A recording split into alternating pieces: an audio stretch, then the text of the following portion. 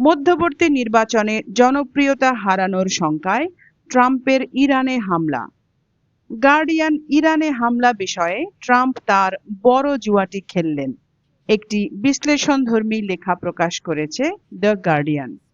সংবাদ মাধ্যমটির senior international correspondent Julian বোর্গার তার এ লেখায় বলেছেন, অভ্যন্তরীণ রাজনৈতিক চাপ ও মধ্যবর্তী নির্বাচনে জনপ্রিয়তা হারানোর শঙ্কায় ডোনাল্ড ট্রাম্প ইরানের বিরুদ্ধে এক বিপজ্জনক জুয়া খেলেছেন।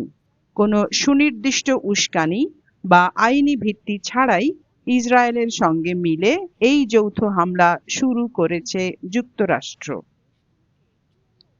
ট্রাম্পের লক্ষ্য কেবল তেহরানকে চাপে ফেলা নয়, বরং ইরানের ইসলামী বিপ্লবী বাহিনী আইআরজিসি ধ্বংস ও ইরানে শাসন পরিবর্তন নিশ্চিত করা।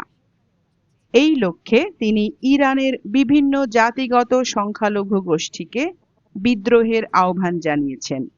শান্তির প্রতিশ্রুতি দিয়ে ক্ষমতায় আসা এবং শান্তি পর্ষদ গঠন করা ট্রাম্প কেন হঠাৎ যুদ্ধংদেহী হলেন, তার পেছনে বিশ্লেষকরা তিনটি প্রধান কারণ দেখছেন। প্রথমত, মার্কিন সুপ্রিম কোর্টের কাছে ট্যারিফ বা শুল্ক ইস্যুতে পরাজয়, যা তিনি মেনে নিতে পারছেন না। দ্বিতীয়ত, ব্যক্তিগত কেলেঙ্কারি ও এপস্টিন সংক্রান্ত নথির বিতর্ক থেকে জনদৃষ্টি সরানো। তৃতীয়ত, মধ্যবর্তী নির্বাচনে নিজের দলের সম্ভাব্য ভরাডুবি ঠেকানো। বিশ্লেষকদের মতে এসব কেলেঙ্কারি থেকে জনদৃষ্টি সরাতেই তিনি মধ্যপ্রাচ্যে এই সামরিক পদক্ষেপ নিয়েছেন। তবে ইতিহাস বলছে, শুধু বিমান হামলায় শাসন পরিবর্তন অসম্ভব।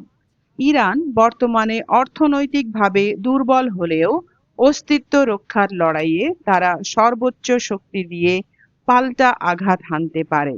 ফলে ইরাক যুদ্ধের মতো আরেকটি দীর্ঘমেয়াদী এবং রক্তক্ষয়ী সংঘাতের মুখে দাঁড়িয়ে এখন বিশ্ব রাজনীতি।